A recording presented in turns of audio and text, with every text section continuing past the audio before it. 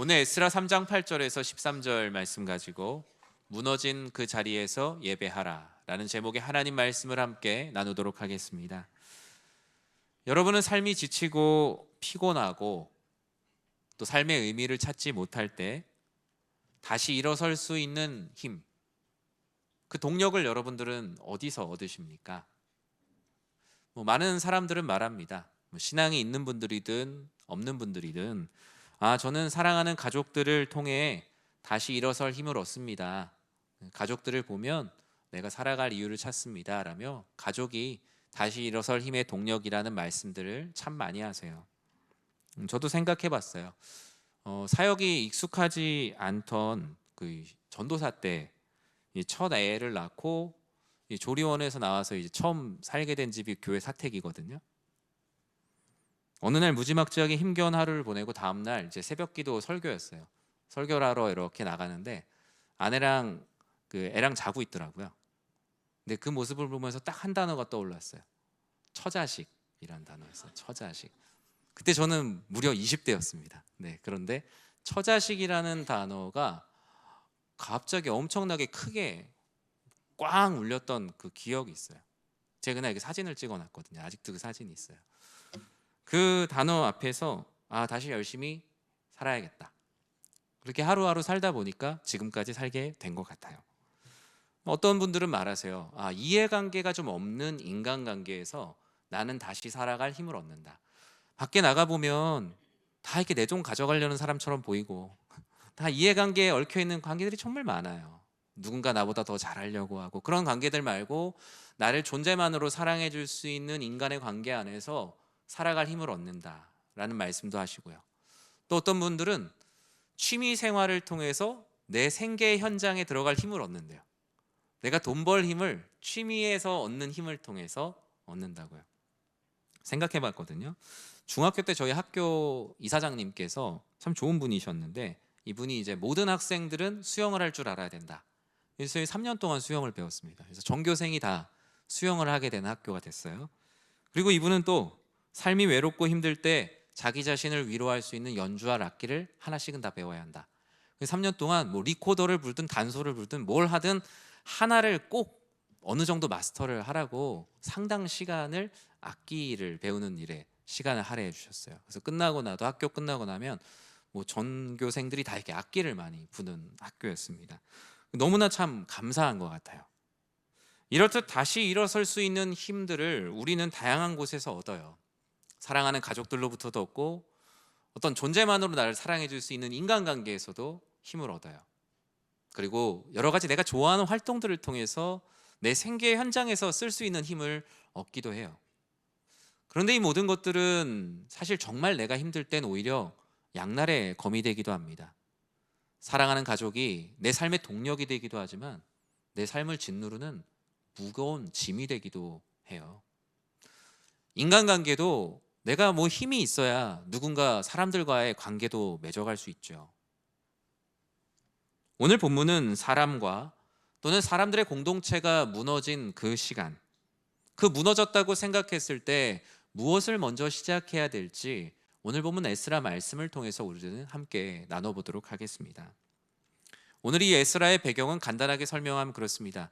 유대 백성들이 하나님 앞에 큰 죄를 짓고 하나님께서는 그들은 바벨론으로 포로 생활을 하게 하십니다. 하나님이 약속하신 70년의 시간이 지나고 하나님께서는 페르시아 왕 고레스를 통하여서 자유를 그들에게 선물로 줍니다. 하지만 자유를 선물로 받았지만 자유 외에는 가진 것이 없었습니다. 우리가 아는 것과는 좀 다르게 대다수의 백성들은 유대 땅 예루살렘으로 돌아오지 않았거든요. 어땠겠습니까? 페르시아가 이미 너무 익숙했어요. 거기에선 얼마든지 많은 경제 활동도 할 수 있었고 삶의 기반도 거기에 마련이 되어 있습니다. 지금으로 말하면 우리가 여기서 집을 팔면 옆 동네 가서 집을 살 때 돈이 그대로 가치가 보존이 되잖아요. 근데 당시에는 어떤 물건을 팔거나 터전을 팔고 새로운 곳으로 이동을 할 때 엄청나게 큰 가치 손실이 발생을 합니다. 이동하기가 쉽지가 않아요. 페르시아가 아닌 주변 강대국들을 선택한 사람들이 있습니다. 왜냐하면 내가 포로 생활했던 데니까 지긋지긋한 거죠. 하지만 유대 땅으로 돌아가고 싶지는 않은 거예요. 왜냐하면 그 지역의 소문들은 이미 흉흉했고 가도 거기서 기반을 잡을 수 없다라는 말들이 너무나 많았기 때문입니다. 그런 소문과 이야기에도 불구하고 유대 땅 예루살렘, 고국을 향하여 돌아가겠다라고 다짐한 사람들이 있습니다. 그들은 어째서 주님의 말씀대로 성전을 짓고자 고생길이 뻔히 보이는 그 유대 땅으로 돌아가고자 했을까요? 1장 5절에 보면 다음과 같이 말씀합니다. 우리 같이 한번 읽어볼까요?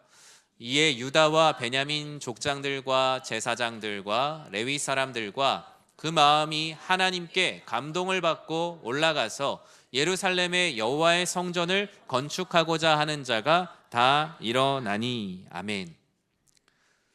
그들의 공동체는 이후에 신학적으로 이렇게 규정되어집니다. 바로 재건 공동체. 무너진 그들의 공동체, 그들의 무너진 삶, 포로 생활로 인해 단절되어 있던 그들의 신앙을 다시 세우는 재건의 공동체 이야기가 오늘 본문 에스라와 느헤미야에 기록이 되어 있습니다. 이들에 대해 성경은 하나님의 감동을 받은 사람들, 즉 하나님의 은혜를 받은 사람들이라고 말하죠. 페르시아에 남는 것이 훨씬 유익이 되고 다른 강대국에 살 길을 찾아 나서는 것이 훨씬 더 삶이 윤택한 길을 선택할 수 있지만 그들은 스스로 황폐한 땅으로 가기로 결정을 합니다.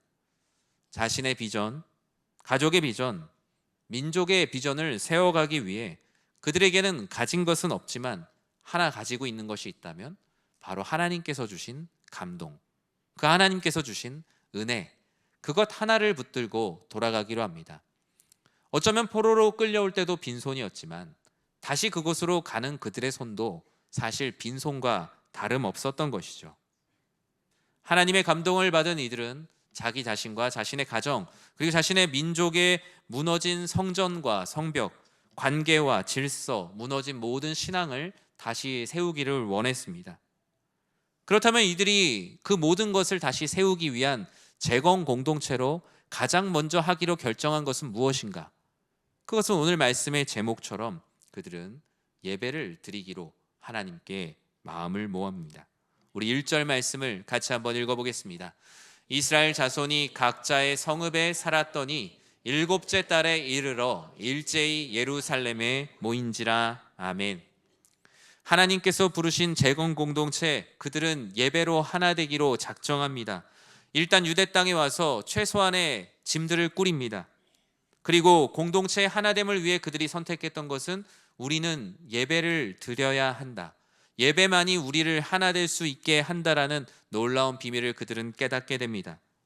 바벨론에서 돌아온 그들은 하나님의 말씀대로 예루살렘에 모입니다. 그동안 잊혀져 있던 이스라엘, 유대 민족이라는 이름으로 하나님의 제단을 쌓아요. 그동안 바벨론, 메데, 페르시아 그들이 원하는 제단을 쌓다가 이제 드디어 우리의 이름으로 제단을 쌓게 됐으니 얼마나 큰 감동이 있었겠습니까? 항상 바벨론의 법대로 메데 페르시아의 법대로 제단을 쌓아갔던 그들이 이제는 모세의 율법에 기록된 대로 번제단을 쌓았으니 얼마나 큰 감동이 있었을까요? 그동안 거의 빈 땅처럼 여겨지는 그곳은 많은 노략질이 횡행했습니다. 경제적 착취가 컸어요. 주변에 있는 나라들은 이 유대 민족이 다시 예배의 제단을 쌓기를 싫어했어요.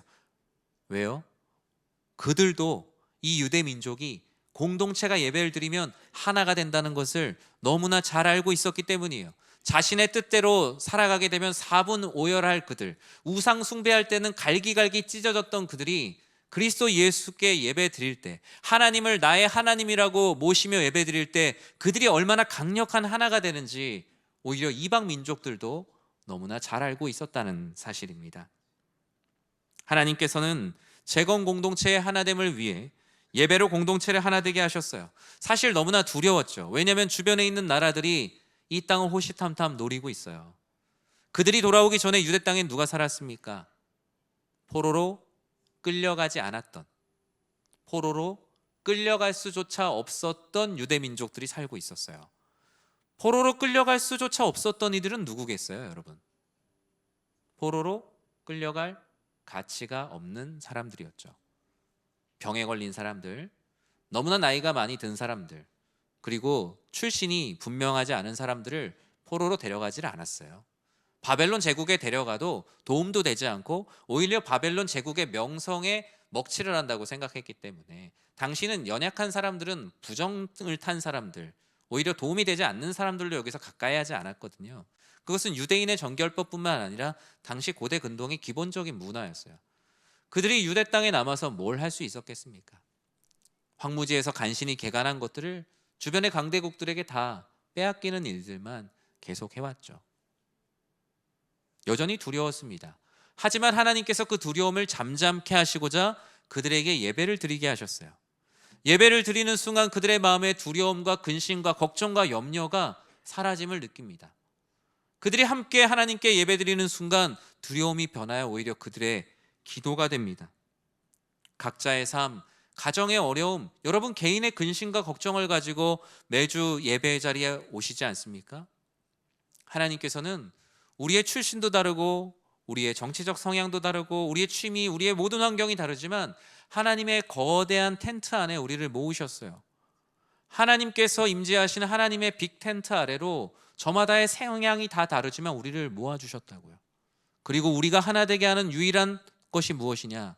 우리를 하나 되게 하시는 하나님께 예배드리는 것.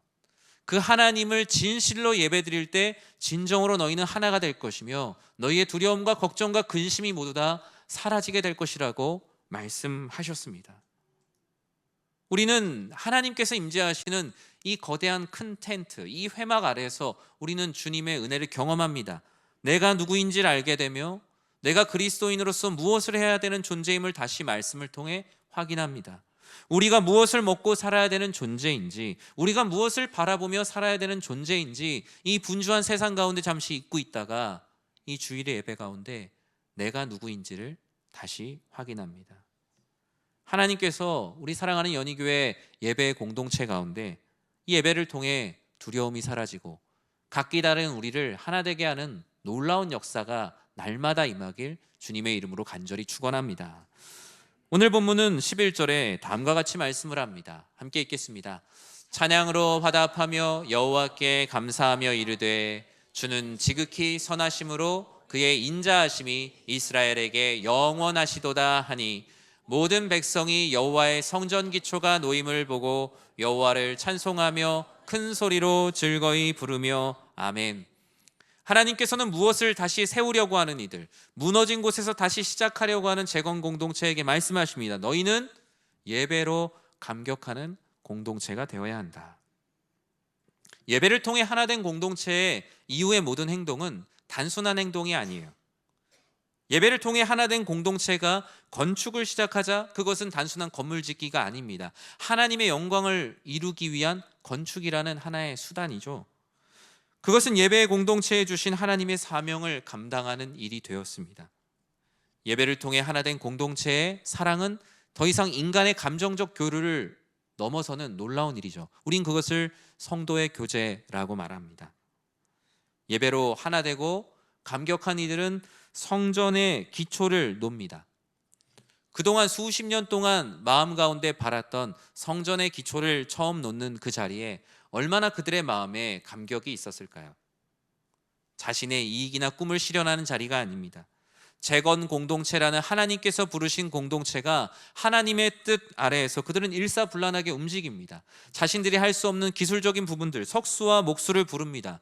그리고 하나님께서 감동케 하신 페르시아 왕 고레스를 통해 약속된 성전을 짓는 데 필요한 가장 좋은 백향목을 레바논으로부터 공수합니다. 그들은 상하관계나 주종관계가 아닙니다. 형제가 연합하여 여호와의 성전 공사를 시작합니다. 드디어 성전의 기초를 놓을 때 그들이 누리는 예배의 감격을 우리가 앞서 읽은 11절에서 그렇게 말씀하고 있죠. 찬양으로 서로 화답했다. 여호와께 감사했다. 주는 선하시다라며 마음으로 고백하였고 주님의 인자하심이 우리들에게 영원하다고 그들은 찬양하였습니다. 모든 백성이 성전의 기초가 놓임을 보고 오직 여호와 하나님을 찬송하고 큰 소리로 즐거이 불렀다. 사랑하는 성도 여러분, 이와 같은 예배의 감격은 이 예배당 안에만 있는 것이 아닙니다. 우리가 직장에서 일을 하고 가정에서 자녀들을 돌보는 모든 일들, 하나님을 믿는 사람들이나 믿지 않는 사람들이나 행동은 비슷해 보입니다. 하지만 예배에 감격이 있는 사람은 그 현장이 다릅니다. 그 모든 곳이 바로 예배의 현장입니다. 마치 즐거울 때 콧노래가 나오는 것처럼 우리가 일터에서 일을 하고 가정에서 일을 하더라도 그곳이 하나님께 영광 올려드리는 자리라면 우리의 입술에선 하나님을 찬양하는 콧노래가 나오게 되어 있습니다. 사실 이들이 성전이 지금 다 지어진 것도 아니에요. 성전을 지을 돈도 없어요. 성전을 지을 사람도 없고요. 이제 성전의 기초 하나 놓았을 뿐입니다. 어쩌면 되게 불안했을 수 있어요. 이거 다 준비되어 있냐? 할 사람은 있냐? 돈은 있냐? 수많은 걱정과 근심이 그 기초를 놓을 때 그 기초보다 더 많았을 거예요. 하지만 그들이 걱정과 근심이 사라진 이유, 그들은 이미 예배를 통해 하나 된 예배의 공동체가 되었고, 예배를 통해 감격하여 오히려 하나님께서 어떤 일을 하실까 더 기대하는 마음으로 즐거이 하나님을 찬양하는 예배 공동체가 이미 되었다는 거예요. 사랑하는 성도 여러분, 여러분의 삶이 힘겹고 마치 무너진 것 같을 때에도 오늘 말씀을 기억하며 그저 여호와께 감사의 예배를 시작하시고 그 감격을 회복하시는 모두가 되시길 주님의 이름으로 간절히 축원합니다. 주는 선하시다. 주를 즐거이 부르십시오. 오늘 우리의 예배도 바로 그런 예배입니다. 내 마음에 선함이 없다면 주님, 내 마음에 선함을 허락하여 주시고, 내 마음에 평안이 없다면 평안을 허락하여 달라고 기도해야 합니다. 그 가운데 주시는 하나님의 은혜에 대한 감격이 우리들 안에 회복되어야 합니다. 그 감격은 오직 예배를 향한 진실한 마음에 있습니다. 나를 거룩한 산제사로 드리는 그 예배에 있습니다. 마음의 중심에서 우러나오는 예배에 있습니다. 사람의 눈치를 보는 것이 아니라 우리가 회중으로 함께 예배를 드리고 있지만 동시에 하나님과 나, 하나님 앞에 단독자로 선 그 예배가 회중 가운데 우리들의 예배로 또다시 자리 잡아야겠죠. 저는 영화를 되게 좋아해요. 영화 평론가 중에 여러분이 아주 잘 아는 빨간 안경 쓴 우리 이동진 씨 있습니다. 이분이 우주를 배경으로 한 영화 중에 이 알폰소 쿠아론 감독의 이 시대의 역작, 이 그래비티라는 영화가 있어요. 나중에 시간 되시면 꼭 보세요. 이 그래비티라는 영화의 한 줄 평을 다음과 같이 남겨놨어요. 어떤 영화는 관람이 아니라 체험된다. 경이롭다. 저 이 영화를 보고 극장에서 나올 때 자리에서 일어나질 못했어요. 왜냐면 영화의 이 감동에 저는 이 감정의 후열을 충분히 마치고 나와야겠다라는 생각에 지금 나가지 말아야지. 이 영화가 준 감동을 가지고 이 후열의 시간을 가졌어요. 자동차가 끝나거나 자동차가 오면 바로 시동을 끄지 않고 후열해야 자동차 오래 쓰는 것처럼 후열의 시간을 가졌다고요. 한낱 영화도 이런데 우리 예배의 감격에 여러분의 예배에 만약에 한 줄 평을 남긴다면 여러분 어떻게 남기실 것 같으세요? 지금 나의 예배는 누군가가 내 예배에 한 줄을 남긴다면 나는 어떤 예배를 하나님께 드리고 있습니까? 이 이동진 씨의 한 줄 평에 빗대어 우리의 예배가 어떤 한 줄을 남겨야 되냐 한다면 저는 이렇게 말하고 싶어요. 예배는 관람이 아니라 체험된다. 경이롭다. 저는 예배 가운데 그 하나님의 임재의 그래비티, 그 하나님의 사랑의 중력, 그 하나님께서 나를 당기시는 그 놀라운 은혜의 관성, 과학으로 설명할 수 없는 그 놀라운 하나님의 신비로움을 그 예배에 집중하고 몰입하는 가운데 체험하시는 여러분들의 예배가 되시길 주님의 이름으로 간절히 축원합니다. 그것은 대단한 설교자나 화려한 어떤 조명이나 잘 준비된 어떤 다른 시설들이 아니에요. 내가 하나님을 얼마나 바라보고 있으며 하나님의 얼마나 말씀을 사모하고 있으며 이 예배를 통해서 내가 얼마나 내 마음에 전심을 쏟고 있는지, 그것이 바로 우리의 예배의 한 줄의 평이 되는 겁니다. 저는 그래서 우리 교회의 예배를 생각하며 항상 꿈꿉니다. 저는 우리 교회 이 예배당에 이 예배에 예열과 후열이 있는 예배가 되길 저는 기도해요. 예배당에 딱 들어왔을 때 이미 많은 사람들이 예배를 위해 기도를 하고 있는 거죠. 그 어떤 잡담이나 사소한 이야기들보다 하나님 앞에 내가 왔습니다. 하나님 오늘 예배를 기뻐 받아주십시오. 오늘 예배가 하나님께서 보실 때 가장 거룩한 예배가 되게 해달라고 기도하는 그 기도의 열기로 이 예배당이 예열되는 그 은혜. 예배가 끝나고도 마치 뭔가 수업 끝난 것처럼 종치고 뛰어나가는, 밥 먹으러 내려가는 그 빠른 발걸음이 아니라, 우리 예배당에는 저는 예배의 후열이 제일 많이 필요하다고 생각해요. 말씀을 듣고 기도하고 그 가운데 은혜를 받은 사람들이 예배당 곳곳에 앉아서 기도하는, 그 어떤 사역보다 그 예배 이후에 기도하는 많은 영혼들에게 포커스가 맞춰진 예배당. 본당 지하에 가면 기도실이 있어요. 예배 전에도 교회 처음 왔을 때 잠시라도 그 기도실에서 함께 기도하며, 저는 이 기도실을 만들 때 전 저기가 우리 예배당의 그 은혜의 열기를 담당하는 군 부를 때는 아궁이가 되기를 기도하고 있거든요. 거기서 아무도 기도하지 않는다면 어찌 이곳이 하나님을 사랑하는 그 예배의 열기로 가득할 수가 있겠습니까? 저는 우리 사랑하는 성도님들이 이 재건의 공동체가 예배를 진실로 체험하고 감격하는 예배의 공동체가 되길 주님의 이름으로 간절히 축원합니다. 오늘 이 재건 공동체는 마지막으로 그들은 예배로 부응하기로 작정합니다. 그 어떤 수단이나 인간의 간사한 생각이나 정책이나 전략이 아닙니다. 그들은 다른 곳에서 신앙생활의 감격을 찾지 않고 예배를 통해 감격하고 은혜를 누리고 부응하기로 작정을 해요. 12절에 보면 그들이 감격하고 부응하는 가운데 아주 보기 드문 모습이 드러나는데, 우리 12절 말씀 같이 한번 읽어볼까요? 제사장들과 레위 사람들과 나이 많은 족장들은 첫 성전을 보았으므로 이제 이 성전의 기초가 놓임을 보고 대성통곡하였으나 여러 사람은 기쁨으로 크게 함성을 지르니 아멘. 성전의 기초가 놓이는데 그 찬양과 기도의 향연 속에 두 가지 상이한 그룹이 보입니다. 어떤 사람들이죠? 바로 포로로 끌려오기 전에 그 화려한 솔로몬의 성전을 봤던 사람들과 그 이후에 태어나서 솔로몬의 성전을 보지는 못하고 들어본 사람들로 나뉩니다. 이들의 반응이 너무나 다른 거예요. 솔로몬 성전을 보았던 나이가 지긋한 세대들, 그들은 성전의 기초가 놓이는 환호 속에서 성경에서는 그들이 대성통곡을 했다라고 기록을 합니다. 성전의 기초가 놓이는데 왜 대성통곡을 했을까요? 왜 그랬을까요? 첫 번째, 말씀하신 대로 너무 좋아서, 그동안 포로 생활하느라 지치고 힘들었던 시간들이 주마등처럼 스쳐 지나가는 거죠. 또 한 부류가 있었어요. 그들은 성전이 마음에 들지가 않았어요. 왜냐하면 내가 신앙생활했던 전성기의 그 솔로몬의 성전에 비하면 이 성전이 나중에 스룹바벨 성전이라 불리게 되거든요. 이 성전은 너무나 작은 거예요. 너무나 미약해요. 금도 없고 은도 없고 무언가 너무나 부족해요. 마음이 내키질 않아요. 너무나 슬퍼요.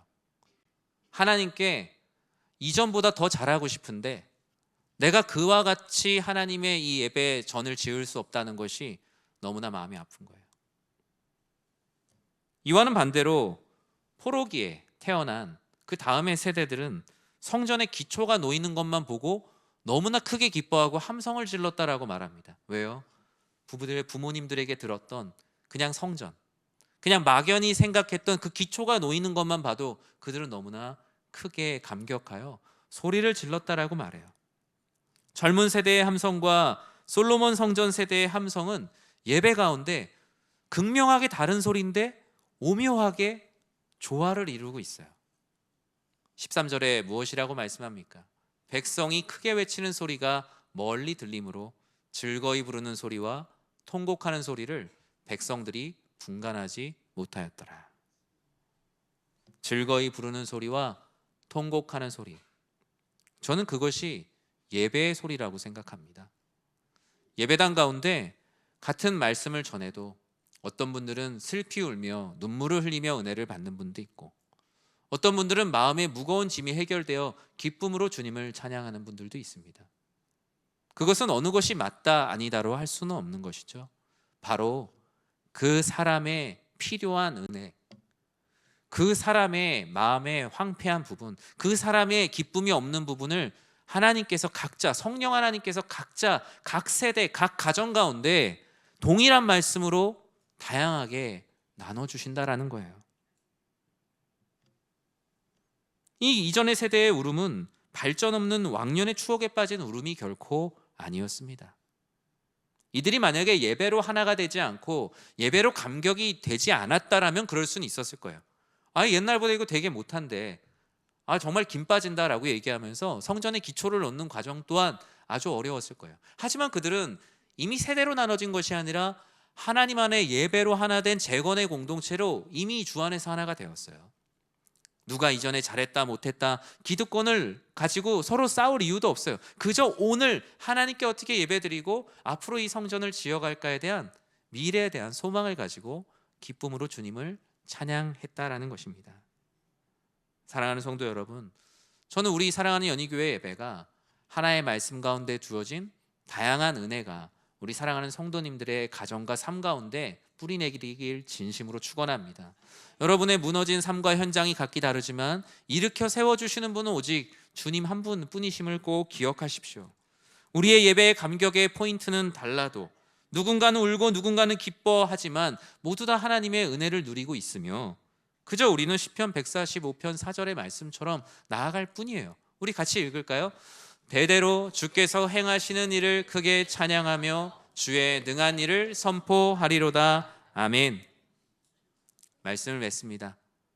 포로 생활에서 자유함을 얻은 백성들은 그 어떤 새로운 일들보단 무너진 그 자리로 돌아가 하나님을 기뻐하며 예배로 공동체를 세우길 원하는 재건의 공동체였습니다. 내가 속한 공동체의 무너진 현실을 회피하지 않으며 그저 무임승차자로 살아가지 않으며 같이 울고 같이 우는 사람들로 교회는 세워졌습니다. 오랜 시간 동안 우리 교회도 예배의 자리를 지키시고 눈물로 기도하시며 헌신하신 분들이 있었기에 지금까지 교회가 올 수가 있었죠. 또 이전의 일은 잘 몰라요. 오늘 새로 오신 분도 있겠죠. 지난주에 새로 오신 분도 있을 거예요. 이전의 일은 잘 모르지만 오늘날 우리 연희교회의 아름다운 모습 안에서 함께 예배드리고 기뻐하고 즐거워하고 찬양하고 감격하는 성도님들도 우리들에겐 동일하게 필요한 거예요. 이 모든 조화로운 소리와 감동이 하나님 아버지께 영광 올려드리는 아름다운 향기가 되는 겁니다. 그렇게 될 때 우리는 예배로 하나 되고 예배로 감격하고 예배로 부응하는 공동체로 신압으로 빚어지고 있는 것입니다.